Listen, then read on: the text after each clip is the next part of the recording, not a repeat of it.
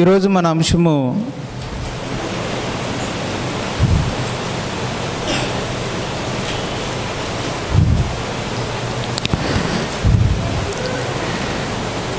ఆత్మీయ జ్ఞానం కొరకు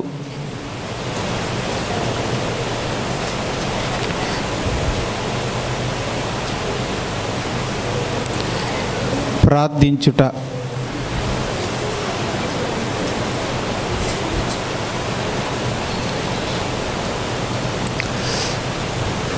దేవుని నుండి మనం పొందుకోవడానికి అద్భుతమైన మార్గం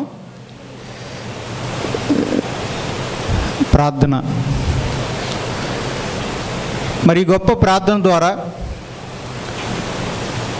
మనం దేవుని నుండి పొందుకోవలసిన మరి గొప్ప విశేషమైనది జ్ఞానము, ఆత్మీయ జ్ఞానము.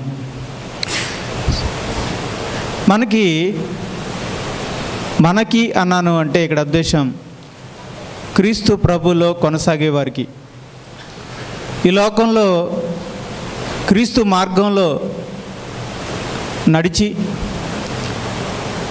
తండ్రిని చేరాలి అనుకునేవారికి, ప్రతిదినము తమ సిలువనెత్తుకుని తమ ఇష్టాన్ని సిలువకు అప్పగించుకుని దేవుని ఇష్టాన్ని ఈ భూమి మీద నెరవేర్చి ఆ తండ్రిని సంతోషపెట్టాలి అన్నవారికి ఈ లోకంలో జీవించేటప్పుడు ఆత్మీయ జ్ఞానం చాలా అవసరం. ఆ ఆత్మీయ జ్ఞానం కొరకు మనం దేవునికి ప్రార్థన చెయ్యాలి. ప్రభా, మాకు ఆత్మీయ జ్ఞానాన్ని దయచేయండి అని మనం ప్రార్థన చేస్తే ఆ ప్రార్థన ద్వారా దేవుడు మనకి అనుగ్రహిస్తాడు. మనకి ఏ ఆత్మీయ జ్ఞానం కావాలి, మనకి ఎటువంటి ఆత్మీయ జ్ఞానం కావాలి? మొదటిగా ఎఫెసీయులకు రాసిన పత్రిక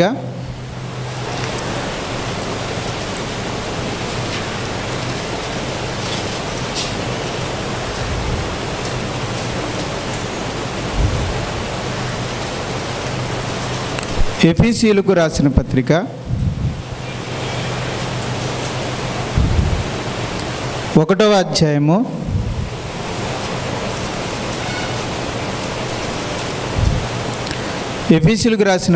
1వ అధ్యాయము 19వ వచనంలో అన్నీ వద్దు, చివరిగా మన ప్రభు అయిన యేసుక్రీస్తు అని చూడండి, అక్కడి నుంచి చదవండి. 19వ వచనంలో మన ప్రభు అయిన యేసుక్రీస్తు యొక్క దేవుడైన మహిమా స్వరూపియగు తండ్రి తన్ను తెలుసుకొనుటయందు మీకు జ్ఞానమును ప్రత్యక్షతను గల మనసు అనుగ్రహించినట్లు నేను నా ప్రార్థనలందు మిమ్మల్ని గూర్చి విజ్ఞాపన చేయుచున్నాను. రైట్. అపోస్తలుడైన పౌలు గారు ఎఫెసీలో ఉన్నటువంటి సంఘం కొరకు ప్రార్థిస్తున్నారు. దేవుడు ఏమి ఇవ్వాలని? జ్ఞానమును, ప్రత్యక్షతను గల మనస్సును ఇమ్మని. ఈ జ్ఞానం దేనికోసం? మన ప్రభు అయిన యేసుక్రీస్తు యొక్క దేవుడైన మహిమాస్వరూపియగు తండ్రి తన్ను తెలుసుకొనుటయందు మీకు జ్ఞానము. అంటే దేవుణ్ణి తెలుసుకోవడానికి మనకి ఏం కావాలి? జ్ఞానం కావాలి.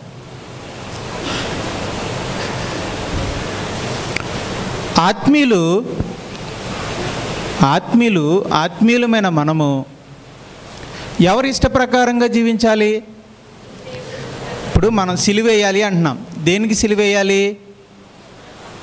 మనం ప్రతిరోజు మన సిలువనెత్తుకుని ప్రభుని వెంబడించాలి అని అంటున్నాం. సిలువనెత్తుకునేది ఎందుకు? సిలువేయడానికి. ఎవరిని సిలువేయాలి? మన ఇష్టాన్ని. ఎవరిని? మన ఇష్టాన్ని. ఇప్పుడు ఉదాహరణకి ఒక బంగారు చైన్ మీకు కనపడ్డది, ఒకళ్ళ ఇంట్లోకి వెళ్ళినప్పుడు తీసుకోవాలనేది మన ఇష్టం, వద్దనేది దేవుని ఇష్టం. ఇప్పుడు మీరేం చేస్తారు? తీసుకోవాలన్న ఆశని ఏం చేస్తారు? చంపేస్తారు. తీసుకోకూడదన్న దేవుని మాటని నెరవేరుస్తారు. ఇప్పుడు దేవుని ఇష్టం కోసం మీ ఇష్టాన్ని ఏం చేశారు? చంపుకున్నారు. దాన్ని సిలివేయడం అంటే. ప్రభా నా ఇష్టాన్ని సిలువేస్తున్నాను, నీ సిలువకు అప్పగించుకుంటున్నాను అని చెప్పాలి. సరే, ఆత్మీయులు తమ ఇష్టాన్ని చంపుకొని ఎవరి ఇష్ట ప్రకారం జీవిస్తారు? దేవుని ఇష్ట ప్రకారం. మరి దేవుని ఇష్టం తెలియాలి అంటే దేవుడు బాగా మనకి తెలియాలి. ఆత్మీయులకి దేవుని గురించి బాగా తెలియాలి. మీరు నా గురించి బాగా తెలిస్తేనే నాకు రుచికరమైన వంటలు మీరు చేయగలుగుతారు. నేను తినగలిగే ఆహారం నేను తినగలుగుతారు. ఇప్పుడు మీరు నాకు మంచి మసాలాలు వేసి కారాలు వేసి మంచి చికెన్ మటన్ వండేశారనుకోండి, నేను తినలేను. నాకున్న గ్యాస్ట్రిక్ ప్రాబ్లం బట్టి నేను తినలేను. అలాగా దేవునికి ఒక ఇష్టము, ఆయనకు ఒక చిత్తము ఉంది.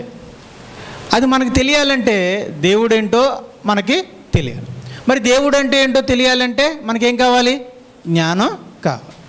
కాబట్టి ఇప్పుడు మనం అపోస్తలుడైన పౌలు ప్రార్థించినట్టుగా మనం కూడా జ్ఞానం కోసం ప్రార్థన చేయాలి. ఏ జ్ఞానము? దేవునిని తెలుసుకొనుటకు అవసరమయ్యే జ్ఞానం. రాసుకోండి. ఫస్ట్ జ్ఞానం ఏంటంటే దేవునిని అంటే ఎవరండి? దేవుడు అంటే ఎవరు మనకి? మహిమా స్వరూపియగు తండ్రి. దేవునిని అంటే తండ్రిని తెలుసుకొనుటకు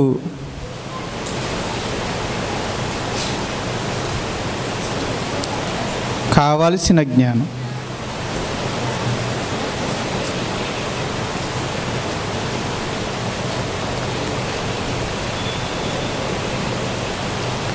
దేవునిని తెలుసుకొనుటకు మనకి జ్ఞానం కావాలి.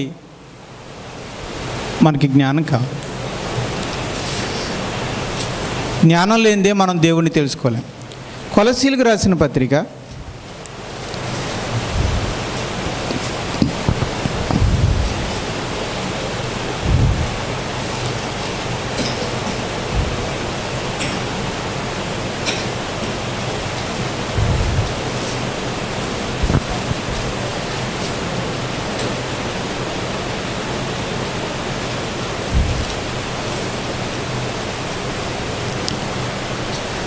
2వ అధ్యాయము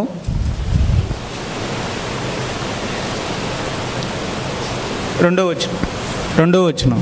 నేను ఎంతగా పోరాడుచున్నానో మీరు తెలుసుకొనగోరుచున్నాను. వారు ప్రేమయందు అతుకబడి సంపూర్ణ గ్రహింపు యొక్క సకలైశ్వర్యము కలిగిన వారై దేవుని మర్మమై ఉన్న క్రీస్తును స్పష్టముగా తెలుసుకున్న వారే తమ హృదయములలో ఆదరణ పొందవలనని వారందరి కొరకు పోరాడుచున్నాను. సో దేవుని మర్మమై ఉన్న క్రీస్తుని స్పష్టముగా తెలుసుకున్న వారే అంటే మన ప్రభువైన యేసుక్రీస్తుని కూడా మనం స్పష్టంగా తెలుసుకోవాలి. కాబట్టి మనకి జ్ఞానం కావాలి. యేసుక్రీస్తుని తెలుసుకోవాలి. ఒక ఆత్మీయుడిగా మనం ఎవరి గురించి బాగా తెలుసుకోవాలి? దేవుని గురించి, క్రీస్తుని గురించి బాగా స్పష్టంగా తెలుసుకోవాలి. మరి వాళ్ళిద్దరి గురించి మనం స్పష్టంగా తెలుసుకోవాలంటే మనకేం కావాలి? జ్ఞానం అనేది కావాలి.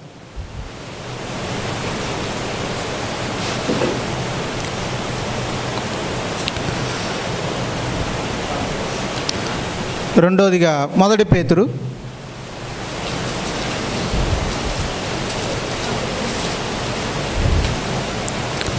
3వ అధ్యాయము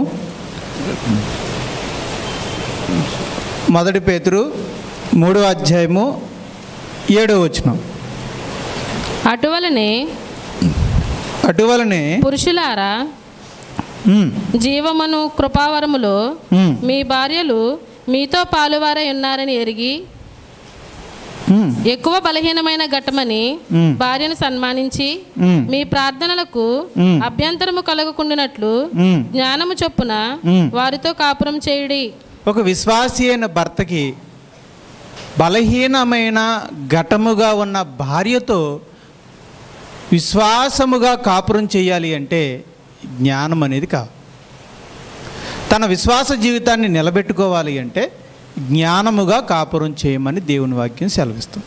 ఒక విశ్వాసి అయిన భర్త తన బలహీనమైన ఘటముగా ఉన్న తన భార్యతో జ్ఞానముగా కాపురం చేయగలిగితే తన ప్రార్థనా జీవితాన్ని, విశ్వాస జీవితాన్ని కాపాడుకోగలుగుతాడు.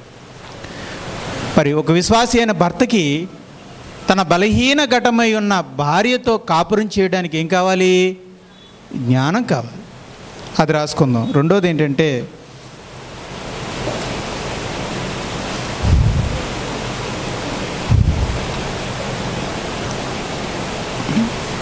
బలహీనమైన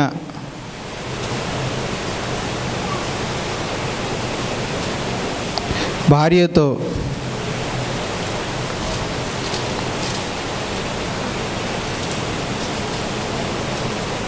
కాపురం చేయుటకు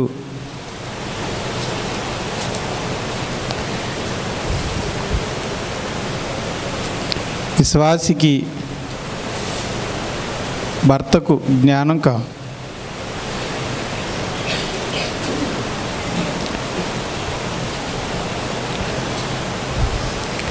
మూడోదిగా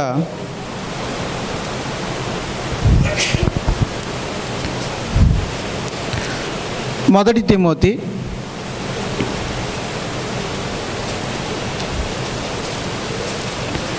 5వ అధ్యాయము, మొదటి తిమోతి 5వ అధ్యాయము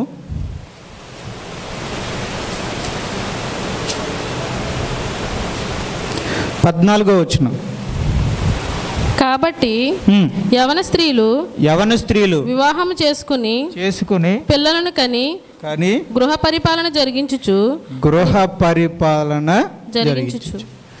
అంటే పెండ్లి అయిన ఒక స్త్రీ వివాహమైన తర్వాత ఆమెకున్న బాధ్యత ఏంటంటే గృహ పరిపాలన చేయాలి. అంటే తన భర్తతో కాపురం చేయటం, అలాగే పుట్టిన బిడ్డలతో వాళ్ళని పెంచటం, పెద్ద చేయటం, ఇది గృహ పరిపాలన.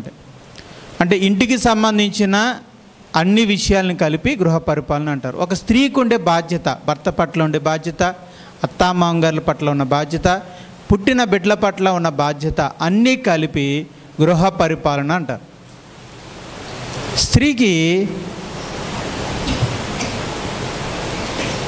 స్త్రీ అంటే భార్యకి మరి ఒక్కసారి గృహ పరిపాలన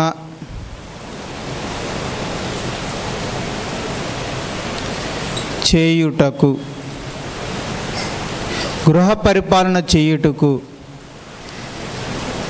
విశ్వాసి అయిన భార్యకు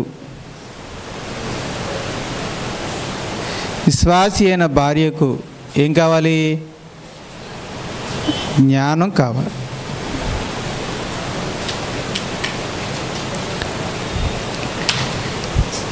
గృహ పరిపాలన ఏం పరిపాలన? గృహ పరిపాలన. అసలు పరిపాలన చెయ్యాలంటేనే జ్ఞానం కావాలి. ఉదాహరణకి ఒక సందర్భాన్ని మీకు ముందుంచుతున్నాను. పరిపాలన చేయడానికి జ్ఞానం కావాలి. రాజుల మొదటి గ్రంథము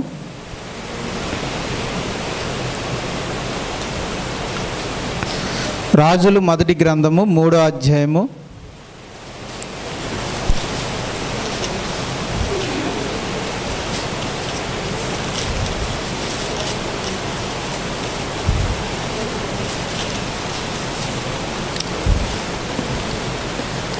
7వ వచనం. నా దేవా, 6వ వచనం నుంచి చదువుతాం. సొలొమోను ఇలాగు మనవి చేసెను, నీ దాసుడును నా తండ్రి అయిన దావీదు నీ దృష్టికి అనుకూలముగా సత్యమును నీతిని అనుసరించి యథార్థమైన మనసు గలవాడే ప్రవర్తించును గనుక. 7వ వచనం నుంచి చదవండి. 7వ వచనం. నా దేవా యెహోవా. అందరూ చూడండి. సొలొమోను, రాజైన సొలొమోను తాను రాజుగా అయిన తర్వాత, మొదట్లో రాజుగా అయిన కొత్తలో దేవునికి ప్రార్థన చేస్తున్నాడు. దేవునికి ఏం చేస్తున్నాడు?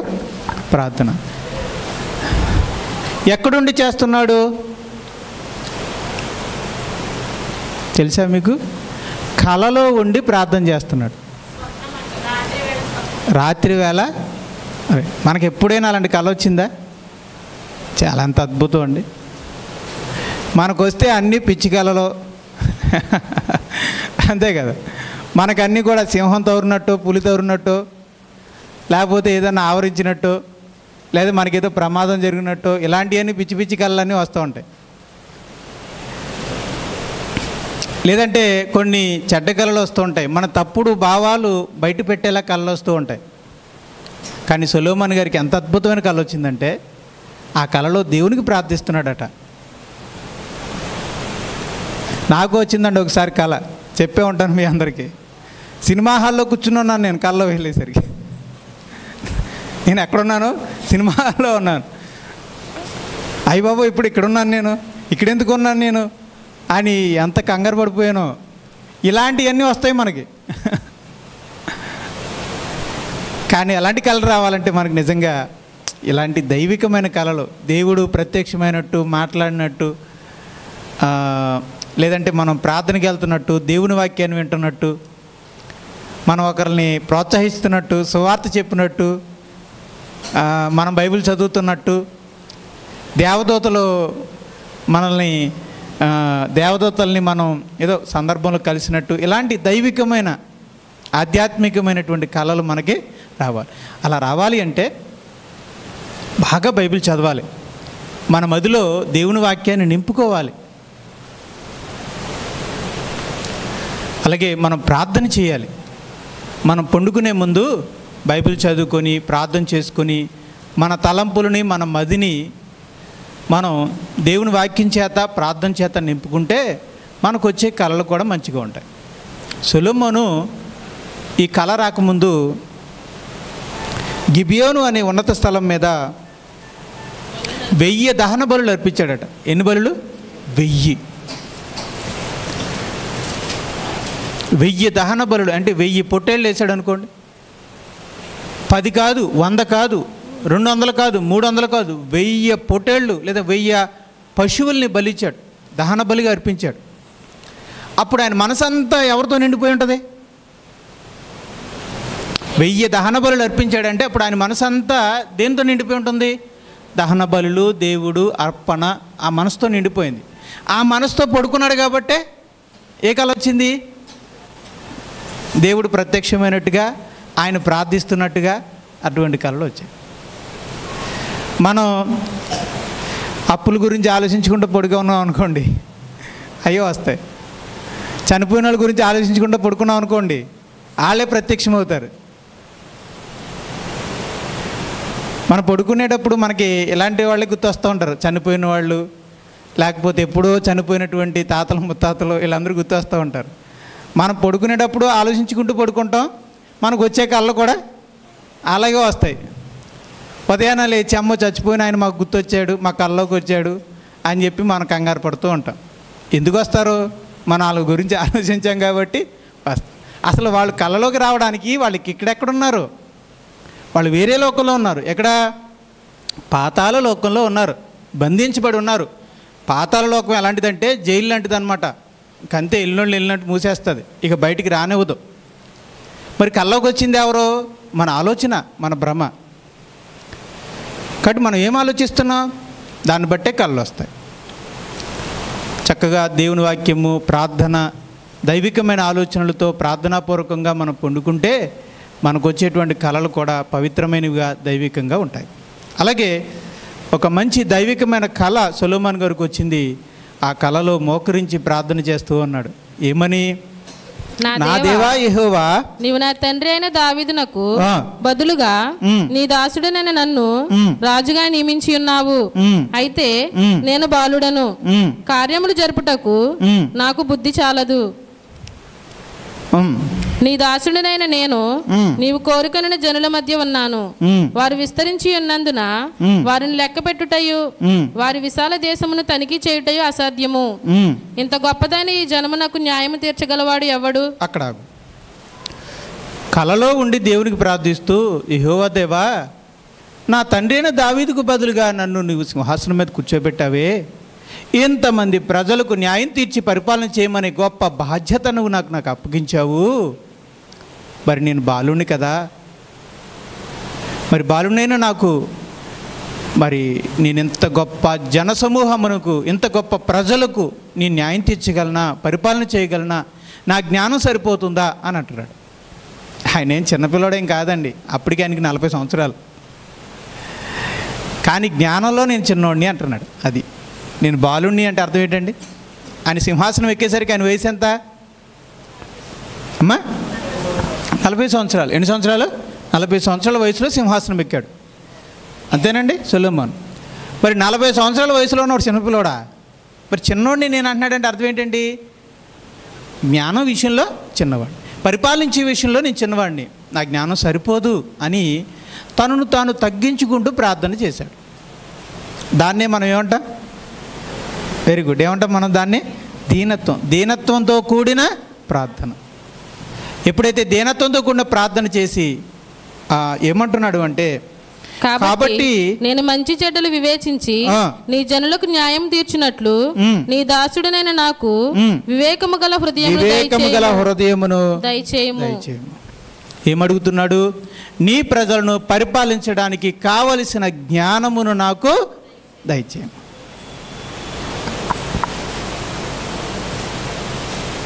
ఆయనకి ఒక బాధ్యత ఉంది. సొలొమోను గారిని ఎక్కడ కూర్చోబెట్టారు?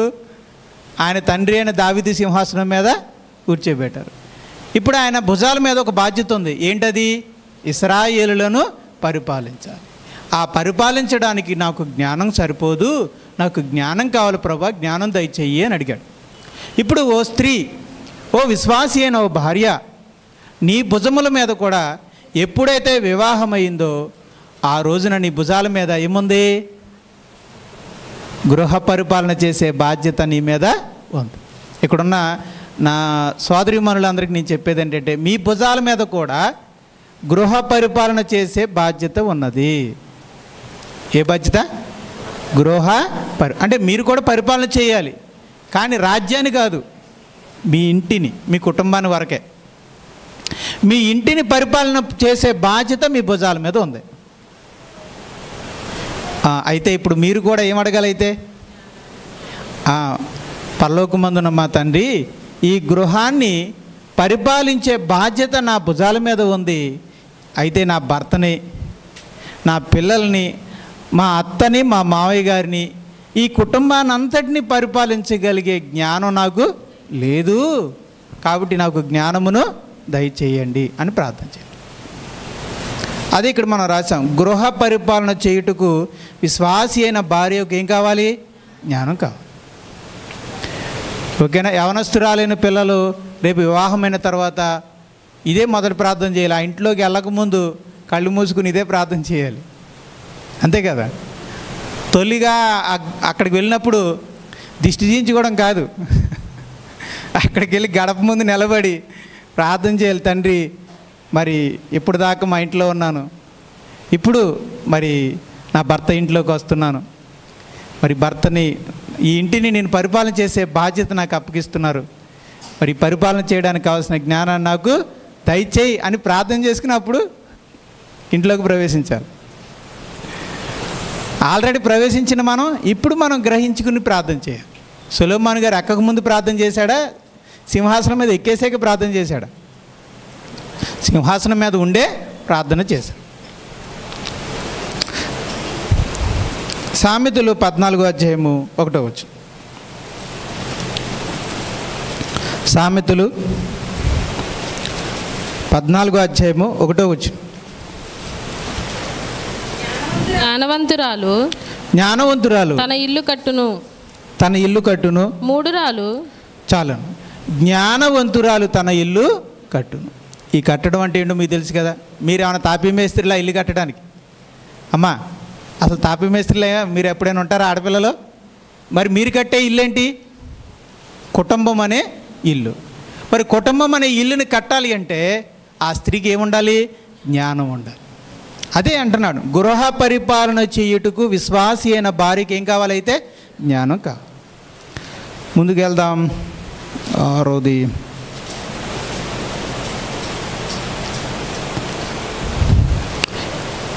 ఎఫెసీయులకు రాసిన పత్రిక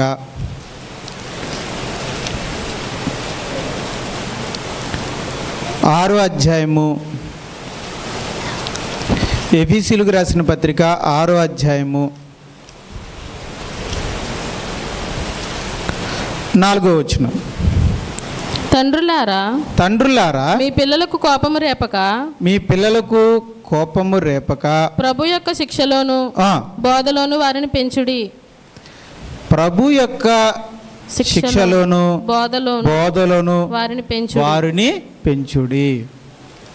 అంటే తమకు పుట్టిన పిల్లలని ప్రభు యొక్క శిక్షణలోను బోధలోను పెంచాలి అంటే తండ్రికైనా తల్లికైనా ఏం కావాలి? జ్ఞానం కావాలి. ఆ మాటే రాసుకుందాం. పిల్లలను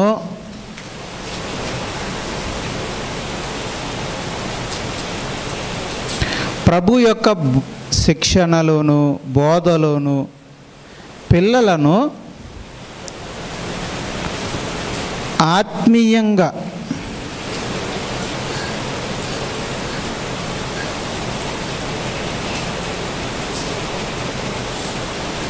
పెంచుటకు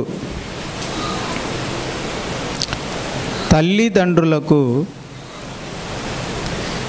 జ్ఞానం కావాలి.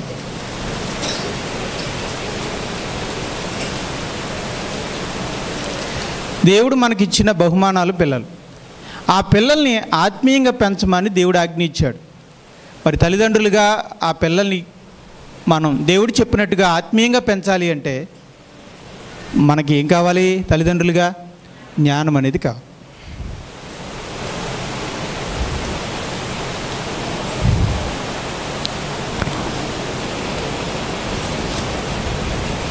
కొలసీలకు రాసిన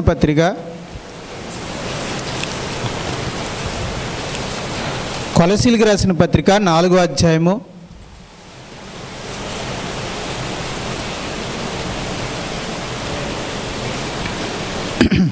5వ వచనం.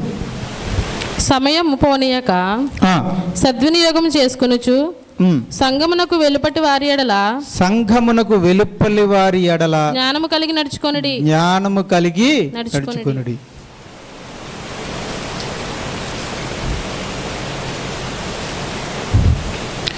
సంఘము వెలుపటి వారి ఎడల అంటే విశ్వాసులతోనా అవిశ్వాసులతోనా? అవిశ్వాసులతో. కనుక మారు మనసు పొందని అవిశ్వాసులతో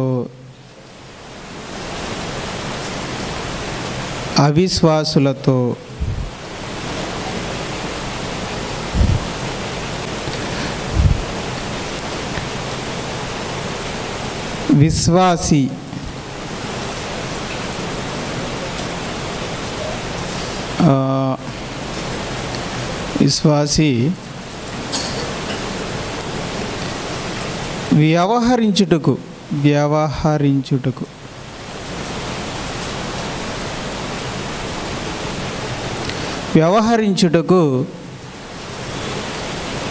విశ్వాసికి ఏం కావాలి?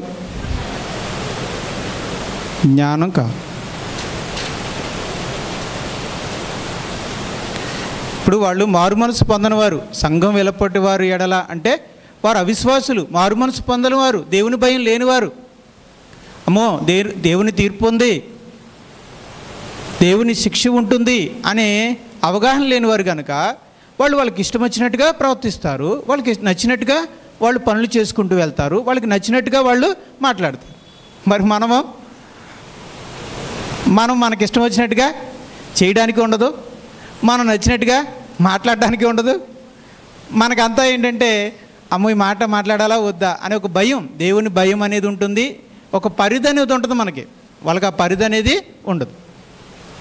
మరి ఒక పరిధిలో ఉన్న మనం పరిదంటూ లేకుండా ఇష్టం వచ్చి జీవించే అవిశ్వాసులతో మనం ఎలా వ్యవహరించాలి? అదేమన్నా చిన్న విషయం అనుకుంటున్నారా? ఆషామాషి విషయం అనుకుంటున్నారా? అనే కాదు. ఒక ఉద్యోగస్తులకి మీ ఆఫీసులో ఉన్న 10 మందిలో 9 మంది అన్యులు, నువ్వు ఒక్కరివే విశ్వాసివి, వాళ్ళతో వ్యవహరించడం చిన్న విషయమా? వారితో కలిసి ఉండడం అనేది చిన్న విషయం అనుకుంటున్నారా? వాళ్ళు లోక సంబంధంగా 9 మాట్లాడతారు. నేను గతంలోనే చెప్పాను, మనం నవ్వామనుకోండి మనం కూడా ఏం చేసినట్టే, సమ్మతించినట్టే. వాళ్ళేదో ఒక అశ్లీలమైన జోక్ వేసుకుంటారు, దానికి మనం పగపగా నవ్వామనుకోండి, నవ్వు వచ్చి అంతే, మనం కూడా ఇండైరెక్ట్గా వాళ్ళు వేసినటువంటి ఆ చెడ్డ మాటని సమ్మతించినట్టే, మనం కూడా ఒప్పుకున్నట్టే, మనం కూడా మాట్లాడినట్టే. ఇలా ఉంటుంది వాళ్ళతో. అంటే ఎలా ఉంటుందంటే తుమ్మినా దగ్గినా ఇబ్బంది ఇక్కడ. కాబట్టి ఇప్పుడు ఏం చేయాలి? అలాంటి వాళ్ళతో ఎలా వ్యవహరించాలి? చిన్న విషయమా? కానీ కాదు. కాబట్టి అవిశ్వాసులతో వ్యవహరించడానికి విశ్వాసికి ఏం కావాలి? జ్ఞానం కావాలి. వాళ్ళు ఏదో అంటారు, ఒక చెడ్డ పని చేద్దాం లేదా చెడ్డ మాటలు మాట్లాడుకుందాం అంటారు. అది ఆఫ్ చేయాలంటే మనకు జ్ఞానం కావాలి. అక్కడి నుంచి తప్పించుకుని వెళ్ళిపోవాలంటే జ్ఞానం కావాలి. సినిమాకి వెళ్దాం అంటారు, దాన్ని తప్పించుకోవడానికి మనకు జ్ఞానం కావాలి. లేదా మనం మందు తాగుదాం అంటారు, దాన్ని తప్పించుకోవడానికి మనకు జ్ఞానం కావాలి. లేదంటే ఒక తప్పుడు పని చేయడానికి మనం వెళ్దాం అంటారు, దాన్ని తప్పించుకోవడానికి మనకు జ్ఞానం కావాలి. తప్పుడుగా మాట్లాడడానికి వాళ్ళు గుంపు కొడతారు, దాని నుంచి తప్పించుకోవడానికి మనకి జ్ఞానం కావాలి. చాలా జ్ఞానం కావాలి. అంతేలే, మాతో ఎందుకు కూర్చుంటాలే, మాతో ఎందుకు మాట్లాడతాలే అంటారు. మళ్ళీ వాళ్ళతో వచ్చిన ఇబ్బంది అది. మా దగ్గరికి ఎందుకు వస్తారులే, మా ఇంటికి ఎందుకు వస్తారులే, మాతో ఎందుకు ఉంటారులే, మేము పాపులం, మీరు పరిశుద్ధులు అంటారు మళ్ళీ. కాబట్టి ఇప్పుడు వాళ్ళతో వచ్చిన చిక్కది. ఇప్పుడు మనం ఏదైనా తిరిగి అంటామా? వాళ్ళు 100 అనగలరు మనల్ని, కానీ మనం తిరిగాలనేవి అనలేము. దెబ్బి పొడుస్తారంటారు సార్, అలా దెబ్బి పొడుతూ ఉంటారు మనల్ని, ఎక్కడ కనపడితే అక్కడ మనమేమో తిరిగేమో అనలేము. మరి అలాంటి వాళ్ళది వ్యవహరించాలి అంటే మనకి చాలా జ్ఞానం అవసరం. అందుకే యేసుప్రభు ఏమంటున్నాడంటే, ఎలా పోల్చాడంటే మనల్ని గొర్రె పిల్లలుగాను వారిని తోడేళ్ళుగాను పోల్చాడు. తోడేళ్ళ మధ్యకి గొర్రె పిల్లల్ని పంపిస్తున్నట్టుగా నేను పంపిస్తున్నాను. అంటే ఒక విశ్వాసి అనే వ్యక్తి సమాజంలోకి వెళ్తున్నాడంటే, డ్యూటీకి వెళ్తున్నాడు అంటే తోడేళ్ళ మధ్యకి వెళ్తున్నాడని అర్థం. ఒక కూలి పనికి వెళ్తున్నామంటే మీరు తోడేళ్ళ మధ్యకి వెళ్తున్నారని అర్థం. మీరు ఏదైనా ఒక శుభకార్యానికి వెళ్తున్నారంటే తోడేళ్ళ మధ్యకి వెళ్తున్నారని అర్థం. అంటే ఉద్దేశం ఇక్కడ మారు మనసు లేని, విశ్వాస జీవితం లేని, దేవుని భయం లేని ప్రజలని అర్థం. అలాంటి వారి మధ్యకి మీరు వెళ్తున్నారు. విశ్వాసము కలిగిన, దేవుని భయం కలిగిన, భక్తి కలిగిన మీరు అవేవీ లేని వారి మధ్యకి వెళ్తున్నారు అంటే యేసు ప్రభు దాన్ని దేంతో పోల్చాడు? తోడేళ్ళ మధ్యకు గొర్రె పిల్లలను పంపినట్టుగా నేను మిమ్మల్ని పంపుచున్నాను. గొర్రె పిల్ల తోడేళ్ళ మధ్యకి వెళితే తోడేళ్ళు ఏం చేస్తాయి అండి? కుక్కలాగా వాసన చూసి వెళ్ళిపోతాయా? కాదు కదా. తోడేళ్ళు ఏం చేస్తాయి? తినేస్తాయి, చీల్చేస్తాయి, తినేస్తాయి.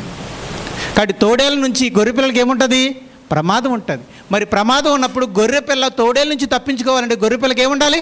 జ్ఞానం ఉండాలి. అందుకే యేసుప్రభు ఏమన్నారంటే, మత్తయి సువార్త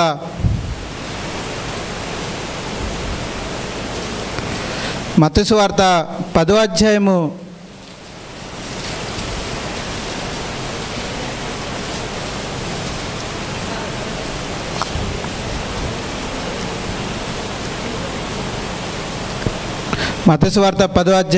16వ వచనం. ఇదిగో తోడేళ్ల మధ్యకు గొర్రెలను పంపినట్టు, తోడేళ్ల మధ్యకి గొర్రెలను పంపినట్టు నేను మిమ్మల్ని పంపుచున్నాను గనుక. ఇక్కడ గొర్రెలు ఎవరో? విశ్వాసి. తోడేళ్ళు ఎవరో? అవిశ్వాసి. కనుక పాముల వలె వివేకులను పావురం వలె నిష్కపటులనై ఉండిడి. పాముల వలె వివేకులు, పావురం వలె నిష్కపటులు. అంటే ఈ అవిశ్వాసుల మధ్య విశ్వాస యొక్క జీవితం ఎలా ఉండాలి? నిష్కపటంగా ఉండాలి. మనకి కపటం ఉండకూడదు. మనకి ఎటువంటి కపటం ఉండకూడదు. వాళ్ళు కపటంతో నిండి ఉంటారు.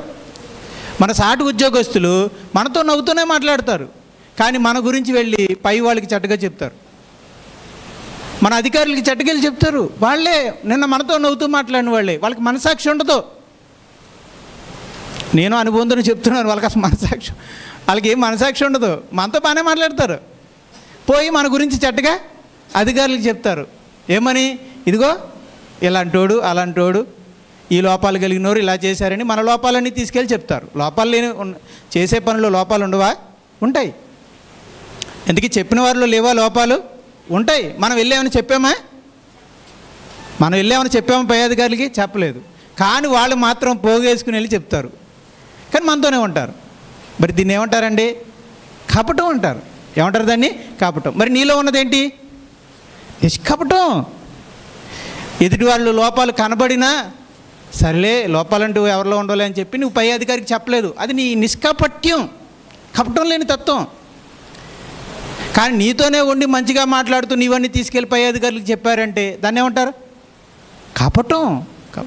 మరి అలాంటి కపటదారులైన మనుషుల మధ్య ఒక నిష్కపటమైన పావురలా ఉన్న నీవు మరి బ్రతకాలి అంటే ఏం కావాలి? మరి జ్ఞానం కావాలి. నిజంగా ఆ జ్ఞానం లేక నేను చాలా నలిగిపోయాను నేను. మీలో కూడా చాలామంది ఆ జ్ఞానం లేక నలిగిపోతున్నారేమో. నాలా మీరు తిప్పలు పడకూడదు. అందుకే బైబిల్ గ్రంథం చెప్పిన విషయాన్ని చెప్తున్నాను. అవిశ్వాసుల మధ్య విశ్వాసి బ్రతకడానికి ఏం కావాలి? జ్ఞానం కావాలి. జ్ఞానం లేకపోతే నాకు చాలా ఇబ్బంది పడుతుంది, మానసికంగా నలిగిపోతాం. వాళ్ళు చేసేటువంటి ఆ పనులకి, వాళ్ళు చేసేటువంటి ఆ కుతంత్రాలకి, ఆ కుట్రలకి, వాళ్ళు మాట్లాడే మాటలకి మనం మానసికంగా నలిగిపోతాం. కాబట్టి మనలో కేవలం నిష్కాపట్టి ఉంటే సరిపోదు. అర్థమవుతుందా? నిష్కాపట్టి ఉంటే సరిపోదు. మరేం కావాలి? జ్ఞానం కూడా కావాలి.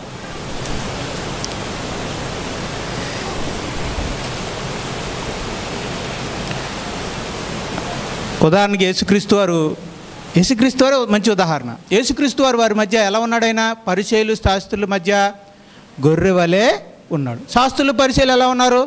పోటేళ్ళు వల్లే భయంకరంగా ఉన్నారు. ఎక్కడ దొరుకుతాడు ఆయన చీల్చి చంపేద్దామా అన్నట్టుగా వాళ్ళు తోడేళ్ళలా ఉన్నారు.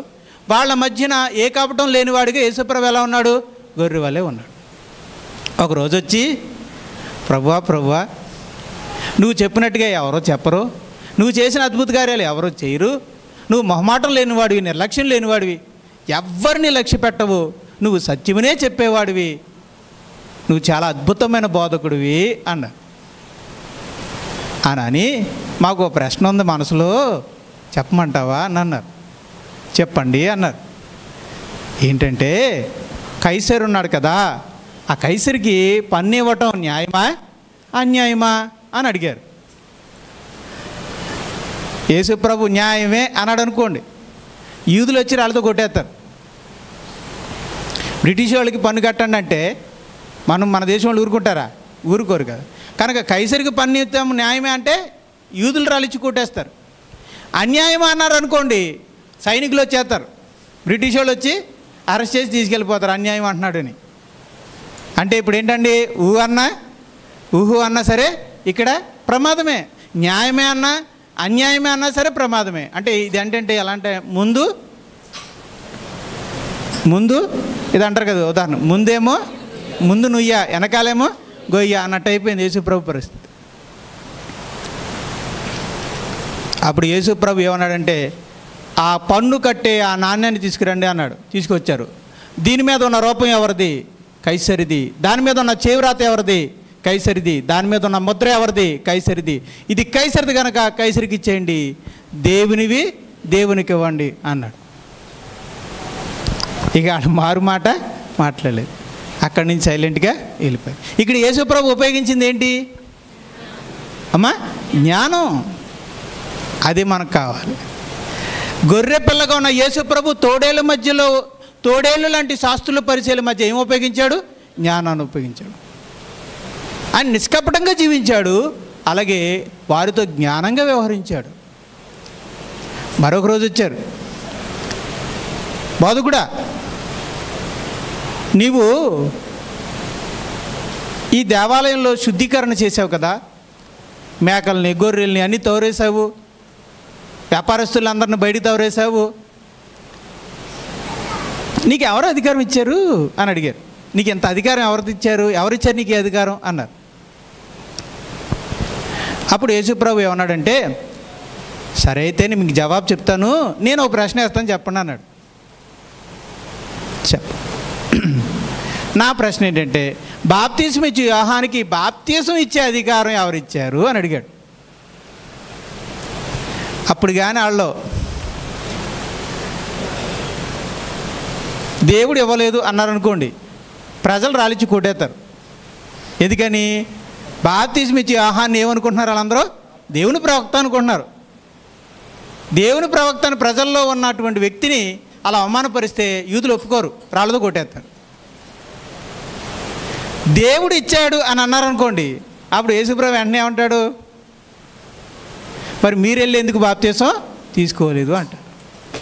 అయిపోయింది. ఇప్పుడు మనుషులు ఇచ్చారు అని అనలేరు, దేవుడు ఇచ్చాడు అని అనలేరు. మేము చెప్పలేము అన్నారు. ఏమన్నారు? మేము అలాగే అయితే మీ ప్రశ్నకి సమాధానం నేను కూడా చెప్పలేను అన్నాడు. అంతే, ఇంకా అలా అక్కడి నుంచి వెళ్ళిపోయారు. అలా కొన్ని ఇక్కడ యేసుప్రభు ఉపయోగించింది ఏంటి? జ్ఞానం. కొన్ని సమయాల్లో అన్ని ప్రశ్నలకి మనం సమాధానం చెప్పాల్సిన అవసరం లేదు. చెప్పుకుంటా పోతే మన చేతిని తీసుకెళ్ళి అవతల చేతిలో పెట్టినట్టే. అర్థమవుతుందా? నిజమే, అన్ని ప్రశ్నలకి మనం సమాధానం చెప్పొచ్చు. వాళ్ళు మంచి ఉద్దేశంతో అడిగితే సమాధానం చెప్పొచ్చు. కానీ దురుద్దేశంతో అడుగుతున్నారనుకోండి, మనల్ని ప్రమాదంలోకి లాగడానికి అడుగుతున్నారనుకోండి, దానికి కూడా అమాయకంగా గొర్రెలాగా వెళ్ళి చెప్పేసామనుకోండి, మనల్ని తీసుకెళ్ళి ప్రమాదంలో పెడతారు. కాబట్టి అన్ని ప్రశ్నలకి సమాధానం చెప్పాల్సిన అవసరం లేదు. మరి తప్పించుకోవాలంటే ఏం చేయాలి? ఏం వాడాలి? జ్ఞానాన్ని వాడాలి. ఒక మంచి ఉద్దేశంతో, తెలుసుకోవాలని ఉద్దేశంతో అడిగితే దేనికైనా సమాధానం చెప్పొచ్చు. కానీ దురుద్దేశంతో అడుగుతుంటే మనం సమాధానం చెప్పాల్సిన అవసరం లేదు. అలాంటి వారికి జ్ఞానంతో ప్రత్యుత్తరం అనేది ఇవ్వాలి, దాటిపోవాలి.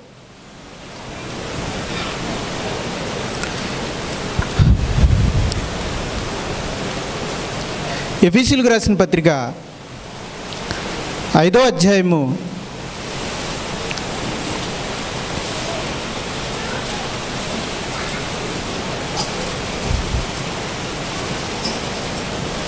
5వ అధ్యాయము 15వ వచనం. దినములు చెడ్డవి గనుక 5:15 దినములు చెడ్డవి గనుక మీరు సమయమును పోనీయక సద్వినియోగము చేసుకొనుచు అజ్ఞానుల వలె కాక జ్ఞానుల వలె నడుచుకున్నట్లు జాగ్రత్తగా చూచుకొనుడి. రైట్. సమయాన్ని దుర్వినియోగపరచడం అనేది అజ్ఞానం. సమయాన్ని సద్వినియోగం చేసుకోవడం జ్ఞానం. కనుక ఉన్న సమయాన్ని సద్వినియోగం చేసుకోవాలంటే విశ్వాసికి ఏం కావాలి? జ్ఞానం కావాలి. ఒక భార్య ఉంది, విశ్వాసి అయిన భార్య ఉంది. ఉదయాన్నే లేవాలి, భర్తకి పిల్లలకి వంట చేయాలి, మరి బట్టలు ఉతకాలి, అంట్లు తోమాలి, సిద్ధపరచాలి, ఇవన్నీ చేయాలి. ఎన్ని పనులు ఉంటాయి భార్యకి.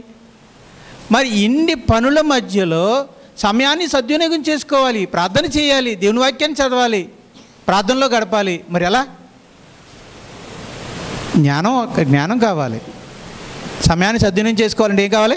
జ్ఞానం కావాలి. అంటే ఈ పనులు ఎలా చేయాలి? ప్రార్థనకి సమయాన్ని కేటాయించాలంటే ఇప్పుడు 10ంటికల్లా నా పనులన్నీ అయిపోతాయి, ఆ 10ంటికల్లా పూర్తి చేసుకోవాలి. 10 to 11 నేను ఒక గంట సేపు ప్రార్థనలో కూర్చుంటాను, లేదా వాక్యం చదువుకుంటాను. సమయాన్ని కేటాయించుకోవాలి. అలా పిల్లలు 9ంటికి వెళ్ళిపోతారు, మా ఆయన 10ంటికి వెళ్ళిపోతాడు. అప్పటికల్లా పనులన్నీ పూర్తయిపోయి 11ంటికల్లా ఫ్రీ అయిపోతే ఆ 11ంటి నుంచి 1 గంట వరకు నేను చదువుకోవాలి. 1 గంటకి వాళ్ళు మళ్ళీ వస్తారు, భోజనం చేస్తారు. ఇలాగ మనం ప్లాన్ చేసుకోవాలి. లేదనుకోండి, ఎప్పుడు మనం బట్టలు ఉతుకుతానే, గండ్లు కొడుతానే, ఏదో పని వస్తూనే ఉంటుంది. ఈ లోపల ప్రభుదాస్ గారు అంటే లోకస్తులు, ఈ లోపల రమేష్ గారు వస్తారు, లేదా ఈ లోపల రాజేష్ గారు వస్తారు, లోపల ఎవరో ఒకరు వస్తూ ఉంటారు. ఏదో ఒక పని మనం దాటుతూనే ఉంటాం.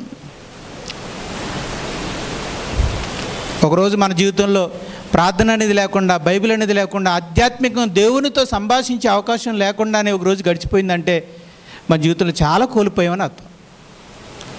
మరి అలా కోల్పోకుండా ఉండాలంటే, సమయాన్ని సద్వినియోగం చేసుకోవాలంటే ఉన్న ఇన్ని పనుల్లో ఈ రోజుల్లో స్త్రీలు ఉద్యోగానికి కూడా వెళ్తున్నారు. ఇంట్లో పని చేసుకుని ఉద్యోగానికి వెళ్ళి మరలా పిల్లల్ని చూసుకొని, చిన్న విషయమా?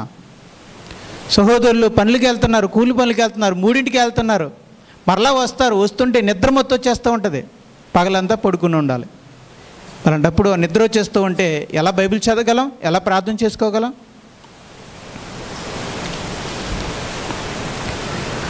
కాబట్టి ఉన్న సమయాన్ని సద్వినియోగం చేసుకోవాలంటే ఏం కావాలి? జ్ఞానం కావాలి. పిల్లలు ఉన్నారు, చదువు.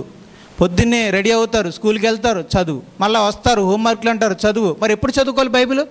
ఎప్పుడు చేసుకోవాలి ప్రార్థన?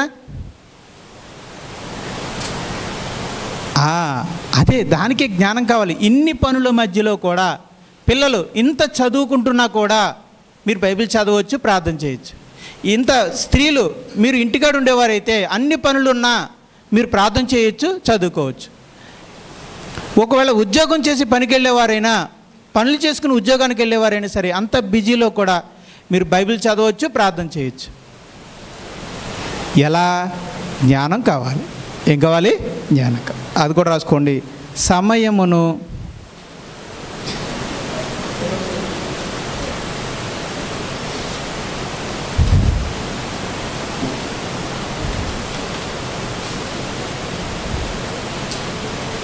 సద్వినియోగం చేసుకున్నట్టుకు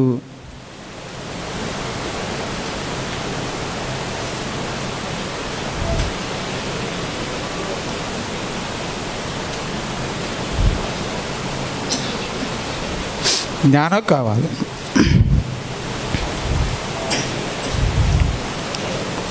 సమయమును సద్వినియోగం చేసుకున్నట్టుకు జ్ఞానం.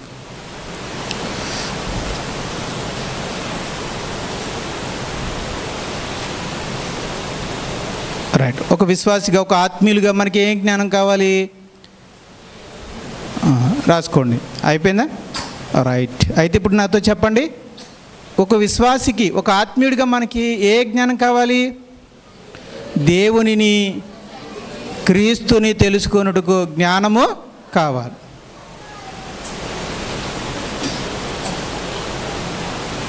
జ్ఞానం కావాలి. 2, బలహీనమైన భార్యతో కాపురం చేయుటకు భర్తకి ఏం కావాలి? జ్ఞానం కావాలి. గృహ పరిపాలన చేయుటకు విశ్వాసి అయిన భార్యకి ఏం కావాలి? అలాగే తల్లిదండ్రులకు తమకు పుట్టిన పిల్లల్ని ఆత్మీయంగా పెంచడానికి తల్లిదండ్రులకు జ్ఞానం కావాలి.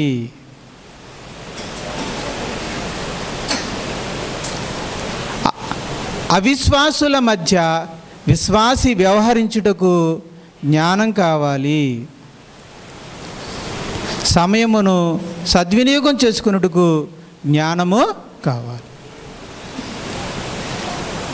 లేకపోతే, జ్ఞానం లేకపోతే మనం దేవుని తెలుసుకోలేము, క్రీస్తుని మనం తెలుసుకోలేము, ఆత్మీయ జీవితం పెరగదు. ఆత్మీయ జీవితం పెరగాలంటే ప్రేమ పెరగాలి. దేవుడంటే ఏంటో, క్రీస్తు అంటే ఏంటో మనకు తెలుస్తూ ఉంటే మనం ఎంత పాపులమో మనకు అర్థమవుతుంది, మనకి ఎన్ని లోపాలు ఉన్నాయో మనకు అర్థమవుతుంది, మనం ఎంత కలుషితం కలిగి ఉన్నామో మనకు అర్థమవుతుంది. దేవుని తెలుసుకునే కొలది ఆయన పరిశుద్ధత తెలుస్తుంది. దాన్ని బట్టి మనం ఎంత మలినం కలిగి ఉన్నామో, ఎంత వెనకబడి ఉన్నామో మనకు తెలుస్తుంది. అందుని బట్టే మనం ఎదుగుతాం అన్నమాట. దేవుణ్ణి తెలుసుకోవడం వల్ల ప్రేమ పెరుగుతుంది, దానివల్ల ఆత్మీయంగా మనం ఎదుగుతాం. దేవుణ్ణి తెలుసుకునడానికి జ్ఞానం లేకపోతే మనం ఆత్మీయంగా ఎదగలేం. 2, ఒక బలహీన ఘటముగా ఉన్న భార్యతో కాపురం చేయడానికి భర్తకి జ్ఞానం కావాలి. భర్తకి జ్ఞానం అనేది లేకపోతే తన భార్యతో కాపురం చేయలేడు, అలాగే బిడ్డలతో కాపురం వాళ్ళతో పెంచలేడు. ఒక తండ్రి, ఒక భర్తగా ఆత్మీయంగా తన జీవితాన్ని కాపాడుకోలేడు. 3, విశ్వాసి అయినటువంటి భార్యకి గృహ పరిపాలన చేయడానికి జ్ఞానం కావాలి. జ్ఞానం లేకపోతే విశ్వాసి అయిన భార్య ఏమీ చేయలేదు. సరే, ఇప్పుడు నేను మాట అడుగుతున్నాను, ఈ జ్ఞానం విషయంలో ఒక భర్తగా మీకు జ్ఞానం ఉందా?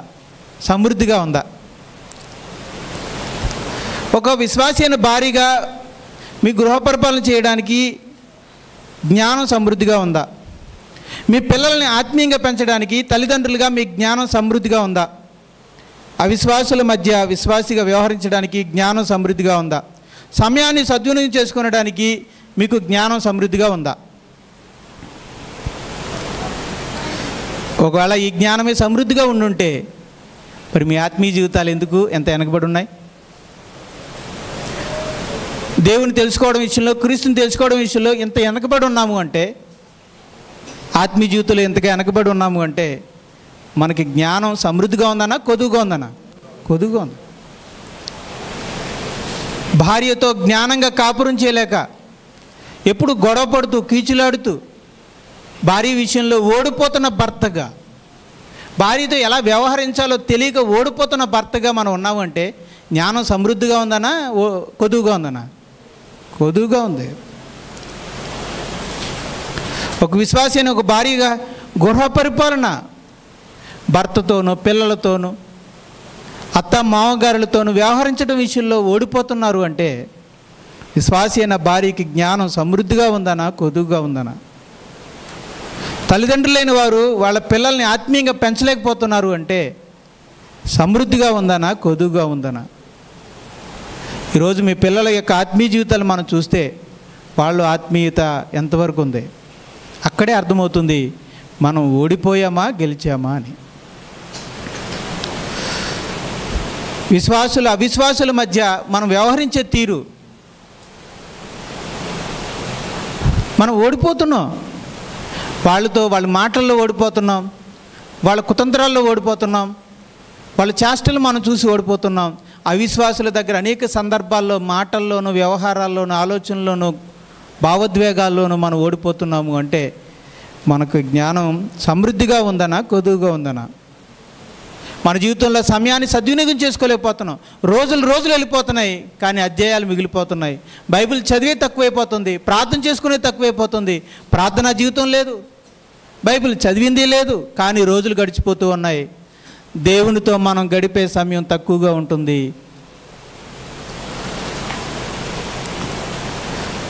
సమయాన్ని సద్వినియోగం చేసే విషయంలో మనం ఓడిపోతున్నాము అంటే జ్ఞానం సమృద్ధిగా ఉందనా కొదువుగా ఉందనా అర్థం. వీటన్నిటి విషయంలో మనం నిజాయితీగా ఒప్పుకుంటే ఈ 6 విషయాల్లో మనకి జ్ఞానం సమృద్ధిగా ఉందా కొదువుగా ఉందా చెప్పాలి. మీరు మీ మనసులో చెప్పుకోండి, ఈ 6 విషయములో మీకు జ్ఞానం సమృద్ధిగా ఉందా కొదువుగా ఉందా? ఒక్కసారి మీ మనసుతో మీరు చెప్పుకోండి. మనసులో అందుకే మీరు ఓడిపోతున్నారు. ఆత్మీయ జీవితంలో ఓటమికి కారణం భార్యతో జ్ఞానంగా కాపురం చేయడం విషయంలో ఓడిపోవడానికి కారణం, ఒక విశ్వాసాన్ని భార్యగా గృహ పరిపాలన చేయడం విషయంలో ఓడిపోవడానికి గల కారణం, పిల్లల్ని ఆత్మీయంగా పెంచడం విషయంలో మనం ఓడిపోవడానికి గల కారణం, అవిశ్వాసుల మధ్య మన విశ్వాస జీవితాన్ని నిలబెట్టుకోలేక ఓడిపోతున్నాం, పదే పడిపోతున్నాం అంటే కారణం సమయాన్ని సరిగ్గా సద్వినియోగం చేసుకోలేక దుర్వినియోగపరుచుకుంటూ కాలాన్ని దాటిపోనిస్తున్నామంటే ఓడిపోతున్నాము అంటే జ్ఞానం విషయంలో మనం ఎంతో కొదువు కలిగి ఉన్నామని అర్థం.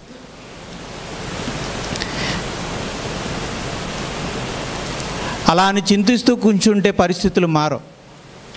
బాధపడుతూ కూర్చుంటూ ఉంటే ఇక నా జీవితం ఎలాగైనా అని మనం అనుకుంటూ కూర్చుంటే బాధపడుతూనే మన జీవితాలు గడిచిపోతాయే తప్ప ఈ పరిస్థితులు ఏమీ మారు. మరి పరిస్థితులు మారాలి అంటే ఈ 6 విషయంలో మనం సమృద్ధిగా మారాలి అంటే జయ జీవితం కలిగి ఉండాలంటే మన కుటుంబ విషయంలో, పిల్లల్ని పెంచే విషయంలో, భర్తతో వ్యవహరించే విషయంలో, అవిశ్వాసులతో వ్యవహరించే విషయంలో, మన ఆత్మీయ జీవితం ఎదుగుదల విషయంలో మనకి జయ జీవితం రావాలంటే, ఎదుగుదల ఉండాలి అంటే మనకి జ్ఞానం చాలా అవసరం. అంతకంటే ముందుగా మనకి జ్ఞానం కొదువుగా ఉందని నిజాయితీగా ఒప్పుకోవాలి. మహారాజైన సొలొమోను గారు దేవుని జ్ఞానం అడిగే ముందు ఏం చెప్పాడో తెలుసా? జ్ఞానం ఇవ్వని ఎరుగా అడిగాడా? నేను జ్ఞానం లేనివాడిని ముందు ఒప్పుకున్నాడా? అమ్మా చెప్పాలి. ఫస్ట్ ఆఫ్ ఆల్ ఏమని ఒప్పుకున్నాడు? ఇంత గొప్ప దేశమును పరిపాలించుటకు నేను బాలుడను అంటే జ్ఞానము సరిపోదు, నేను జ్ఞానం లేనివాడిని అని ఒప్పుకున్నాను. అది నిజాయితీగా మనం ఒప్పుకోవాలి. నాకు జ్ఞానం లేదని నిజాయితీగా ఒప్పుకోండి.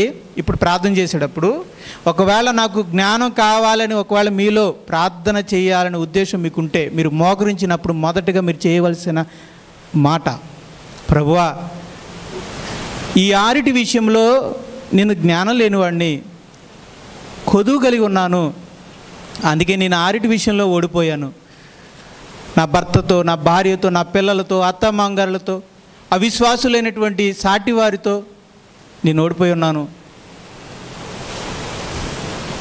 కాబట్టి నాకు జ్ఞానం కావాలి ప్రభా, నాకు ఈ 6 విషయంలో జ్ఞానాన్ని నాకు దయచే ప్రభా అని మీరు దీనత్వంతో కూడిన ప్రార్థన ఈరోజు మీరు చేస్తే, విశ్వాస సహితమైన ప్రార్థన ఈరోజు మనకు చేస్తే, ఈ రోజు నుంచే మన జీవితంలో చాలా మార్పులు వస్తాయి.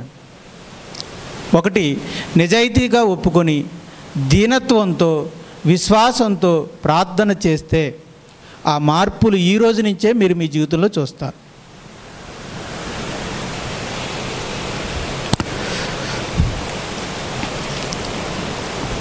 కొలస్సీలకు రాసిన పత్రిక 2వ అధ్యాయము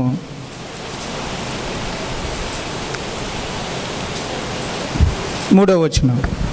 బుద్ధి జ్ఞానముల సర్వ సంపదలు ఆయన యందే గుప్తములై ఉన్నవి. యేసు ప్రభులో జ్ఞానం సంపదగా ఉంది. 1000 రూపాయలు పెట్టుకుని సంపద అంటారా? అబ్రహం గారు, పెద్ద అబ్రహం గారు, 1000 రూపాయలు సంపద అంటారండి? 10,000 సంపద అంటారా? మరేమంటారు? నిధి. నిధి అంటే ఏంటండి? కోట్లు ఉంటేనే దాన్ని ఏమంటారు? నిధి అంటారు. యేసు ప్రభులో కోట్ల నిధి ఉంది. ఏ నిధి అది? జ్ఞానము అనే నిధి. ఏ నిధి? జ్ఞానం కోట్లుగా ఉంది. ఎవరి దగ్గర? యేసు ప్రభులు. తల్లిదండ్రులతో ఎలా వ్యవహరించాడో చూడండి. ఆయనకి 4 అన్నదమ్ములు, 4 తమ్ముళ్ళు, వాళ్ళతో ఎలా వ్యవహరించాడు? 3 కంటే ఎక్కువ చెల్లెళ్ళు, వాళ్ళతో ఎలా వ్యవహరించాడు? ఆ ఊరి వారందరూ అవిశ్వాసులు. ఒక ఆయన అంటాడు, నజరేతు నుండి మంచిదేదైనను వచ్చునా అన్నాడు. అంటే నజరేతులు అంతా ఏంటన్నమాట? చెడే, అవిశ్వాసులే, అందరూ మారు మనసు పొందని వారే. అలాంటి నజరేయుల మధ్యన ఆయన విశ్వాసిగా జీవించాడు, ఆత్మీయుడిగా జీవించాడు. నేను అడుగుతున్నాను, ఈ 6 విషయంలో జ్ఞానం యేసు ప్రభుకి సమృద్ధిగా ఉందా, కొద్దుగా ఉందా? ఇప్పుడు లేనివాడు ఎవరిని అడగాలి? ఉన్నవాడిని అడగాలి. కనుక ఇప్పుడు మనం ప్రార్థన చేసి యేసు ప్రభుని అడగాలి. ప్రభువా, తండ్రి గురించి జ్ఞానం మీ దగ్గర సమృద్ధిగా ఉంది. భార్యతో కాపురం చేయటం, జ్ఞానంగా కాపురం చేయడం విషయంలో జ్ఞానం మీకు సమృద్ధిగా ఉంది. యేసు ప్రభుకి భార్య ఎక్కడ అంటారేమో? సంఘమే ఆయనకి భార్య. ఆ భార్యతో మరి ఆయన ఎలా చేస్తున్నాడు కాపురం? జ్ఞానంగా చేస్తున్నాడు. అలాగే గృహ పరిపాలన చేయడానికి జ్ఞానం కావాలి. నా పిల్లల్ని ఆత్మీయంగా పెంచడానికి జ్ఞానం ఇచ్చి, ఇంకా చీకటిగా ఉండగానే ఊరు వెలుపల అరణ్యంలోనికి వెళ్ళి ఆయన ప్రార్థించుచుండెను అను. తండ్రితో గడపడం, తండ్రితో మాట్లాడడం, తండ్రి వాక్యాన్ని చదవటం, సమయాన్ని సద్వినియోగం చేసుకున్నాడు ఆయన. ఇతరులకు బోధించడం, సమయాన్ని సద్వినియోగం చేసుకున్నాడు. ఒక మాటలో చెప్పాలంటే ఈ 6 విషయంలో యేసు ప్రభుకున్న జ్ఞానం సమృద్ధి అయిందా, కొదువైందా? సమృద్ధి అయింది. కనుక ఇప్పుడు మనం యేసు ప్రభుని అడగాలి, ప్రభువా నువ్వు సమృద్ధి కలిగిన వాడివి, నేనేమో కొదువు కలిగిన వాడిని. నువ్వు అందుకే గెలిచావు అన్నిటి విషయంలో, కానీ అందుకే నేను అన్నిటి విషయంలో ఓడిపోతున్నాను. ప్రభువా నాకు సహాయం చేయండి, మీ జ్ఞానంలో నాకు కొంత జ్ఞానాన్ని అనుగ్రహించండి, ఓడిపోతున్న నన్ను గెలిపించండి, జై జీవితాన్ని నాకు అనుగ్రహించండి అని మనం ఈరోజు దీనులమై అడగాలి. యాకోబు రాసిన పత్రిక